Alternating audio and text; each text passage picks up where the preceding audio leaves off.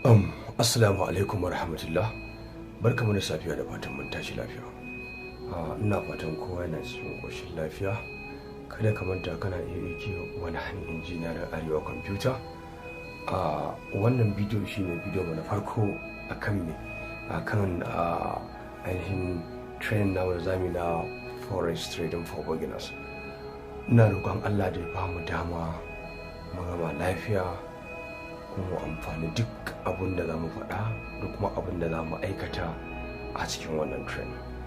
Ka sani kai wannan members ko kuma wanda ya zo daga baya isi wannan course ya ci karo da bidiyo a cikin flash ko a cikin memory, sannan ya ci karo da littafi kamar da za mu rubuta littafi mu tura. Ka sani wannan abu ne wanda yake yana da matukar amfani. Wannan part 1 na wannan part 1 bidiyo ka tsaya ka fuskanta ka ji me zan faɗa maka a baki, ka ji kuma me zan gaya maka ka aikata a aikace, ka kuma buka fito ka yadda muka tsara ta. Wato ina roƙon Allah da ya ba mu sa'a ta yadda muka yi ainihin kwasa-kwasai a baya. An mu kuma ta ba da yawancin kosu sun san mun yi wani kosu na harkar cryptocurrency. So duba la'akari da duk abin da kake ana da buƙatar expanding abin da rayuwa ta zo da shi. In ka duba a musulunce a shari'ance bai zo da miskila ba, to yana da kyau ka je ka nemo iliminsa. Ka sani cewar neman ilimi akan forex trading ya fi ka nemo kuɗi ka saka baka da ilimi. Wannan kuɗin da zaka je ka nemo ka saka baka da ilimi yakan iya janyo ma asara wadda baka taɓa tunani ba.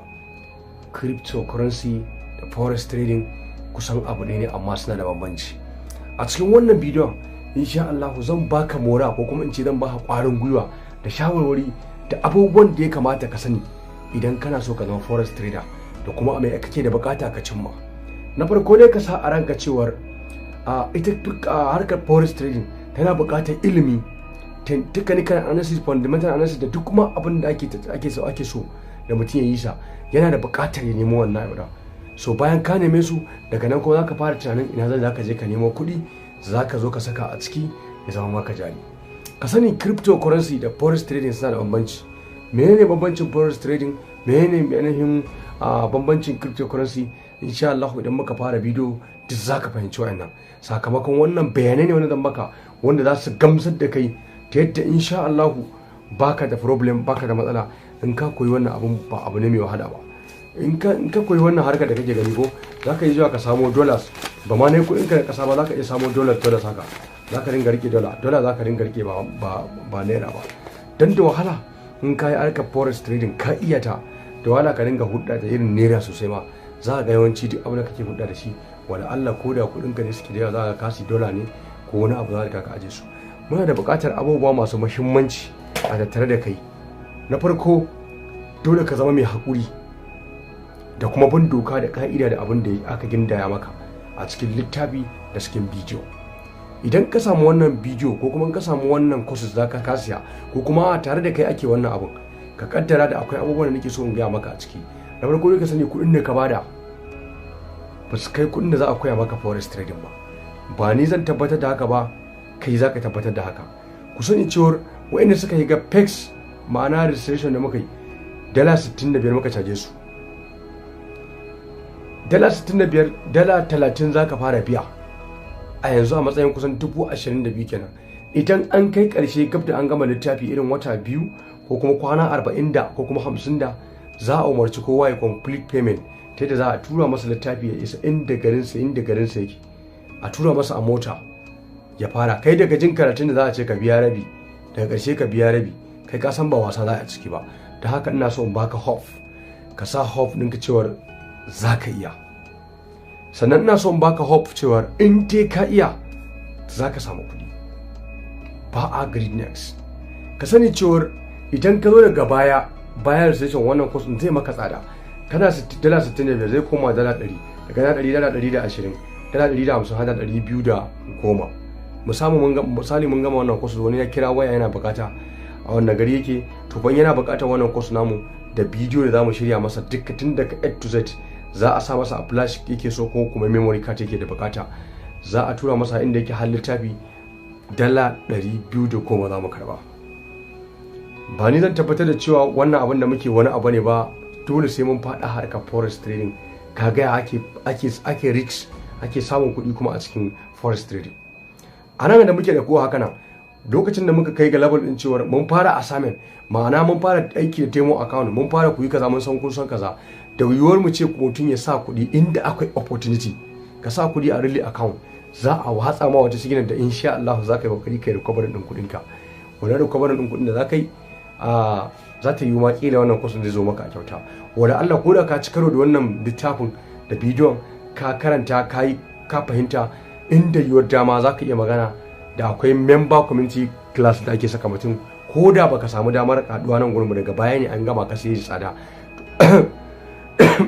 da akwai member community za mu tura ka a ciki, wanda ko da sabon wani signal ya zo ko wani opportunity za mu je ka shiga kai opportunity buy or sell. Wannan buy or sell din zaka yi na rana guda, za ta yi kuma za ka yi samun kuɗin da ka biya nan littafi ko kuma kuɗin da ka biya wannan courses. Ka sani cewar a cikin wannan courses da zamu akwai jan kunne, akwai gargadi duk zan yi sa a nan gurin. Na farko ka saka a ranka cewar koyan karatu kake ba kuɗi kake nema ba yanzu cikin nan, saboda forex trading most of them 99% mutanen suka faɗi ko kuma suka yi failure ko suka rasa kuɗaɗensu, su rasa kuɗaɗensu ne ta mai ta ɓangaren buri. Don haka mu a karatun littafin mu da mazami akwai abubuwa da dama waɗanda suke da muhimmanci da zan iya shiga in shortly dan fara karanta maka a cikin littafin da aka tsinkaya. Za ka ji irin abubuwan da zamu da abubuwan za su ba ka mamaki. Za ka cewa to wannan katin a kuma ake so in gama shi a tsawon wata 3. To mun ɗebi abubuwan da suke da amfani ne, ma'ana real abubuwan da suke da amfani za mu karanta su, ma'ana za mu yi su, za kuma mai abubuwan su. Dan za ga irin su candlestick, history of candlestick, what is a candlestick pattern, supporter, resistance, order flow, trading, uptrend, downtrend, wajen abubuwa wajen guda 28 ko 38 za mu dauka one by one mu koya maka a cikin kwana 30. To ku sani cewa tsarin koyarwar mu yana da tsari mai ma'ana. Akwai date inda za a cire kwana 3 na live ne. In nace live za ku dinga kallon screen dina ina amfani da kaza na kaza. Sauran kwanakin akwai kwanakin za mu ware su kuma bidiyo za a fixing a recording bidiyo a tura a cikin group, kuma a baka link na bidiyo, saboda ko da bidiyo ta ran zai iya bace maka. Zaka ga yana nan a site namu, zaka iya zuwa ka dauko shi. Wannan private video ne, ko kuma daga cikin wayarka ne Allah ya kiyaye ko ka lost din wayarka, da akwai zaka iya recovering abubuwan ka ba tare da ka samu alaba nan da millions of shekaru ko da bayan barin ma insha Allah. Ka sani cewar karanta littafin nan da zamu rubuta, wannan littafi da muke rubutawa yana da fa'idar sa bata kai aikata ganin videos da kuma aikata su aikata ba. Kajin da forex take da bambanci kenan. Za mu wallafa littafi bayan mun gama mu buɗe littafi mu karanta, mun kuma shiga mun yi a practical. Ran da abu ya faɗa maka duk kana buɗe littafi kana da bidiyo, wannan abu mai wahala ne a ce ya zauna a kanka ba. Idan ka karanta wannan courses namu ka kaddara insha Allah ba mai baka sigina, sai dai a community idan mun wurga ma sigina mun ce ma ga wata dama za ka gani da kanka, za ka gane me yasa muka ce kai bai ko kai sell, saboda mun karantar da kai. Za ka duba gani me dalilin da yasa aka ce ai bai ko ai sell a nan gurin, saboda mai immediately za ka je ka san shi. Dan ina so in gaya muku za mu fara da mai candlestick analysis. Bayan yanzu wannan bidiyon ya zama mana shine part 1. Wannan bidiyon namu shine part 1. Part 1 din mu shine bayani tunda ka ji ka shaida, kar ka sa grid ne ka ce wai kudi kake so ka yanzu. Muna da buƙatar ka da kai hakuri ka koyi abin tukunna. In ka koyi abin tukunna sai ka nemo kuɗin da zaka saka, duk a ciki zamu koya maka risk management nawa na saka, ga abin da zan dinga trading da shi. To wanda yace zai koya maka forex trading from first beginners, ba karamin aiki zai maka ba, domin wannan ilimin da za a dauka a baka, kuɗin da za su baka ba ka iya biyan su ba. Ba ni zan tabbatar da haka ba, sai mun fara trading da kai ka gane me ake nufi da trade, kuma ka gane me kasuwa. Dan haka ina cewa ka saka a ranka kawai ka iya. Bayan ka saka a ranka cewar ka iya, ka kaddara kuma za ka iya. Sannan ka kaddara baka da bukatar yin buri, yin kuɗi fa ba a'a. Duk ba da haka muke ba. Insha Allah za ka gagari miliyan 10 ma, miliyan 20 ma kana bukata za ka iya gagarata, amma sai ka cimma abin da ake so ka cimma. Dan yanzu misali dan forex ne dan yayi loss naira 100 yanzu ba zai ci komai ba, 500 ba zai ci komai ba. musamman kana da jari. So a rana guda za ka iya recovering times 2 din wannan kudin. Dan haka ake neman ilimi a ciki. Ana loss din kudi bros, ana loss din kudi. Abinda ake da bukata ka koyi ilimin. Idan ka rasa yau gobe ka samu jibi, za ka samu jibi ma za ka samu wataran kuma za ka rasa. Ya zaman to loss ɗinka shine karami, shine kaɗan akan gain ɗinka. Ina da dala 100. Na san risk management ɗina. Idan na loss ɗin almost $10, $8, $5, zan fita a trade. In na ƙara wani analysis kuma insha Allah zan iya earning ɗin 20, 30, 40 na aji ta gefe. To tunan earning ɗin 30, 20, 40 target ina shine sosai in ciri wani abu daga ciki. Ni a matsayin ina sayan data, ni da ba sakago wannan cin abinci, sai raba kuɗi gida 3.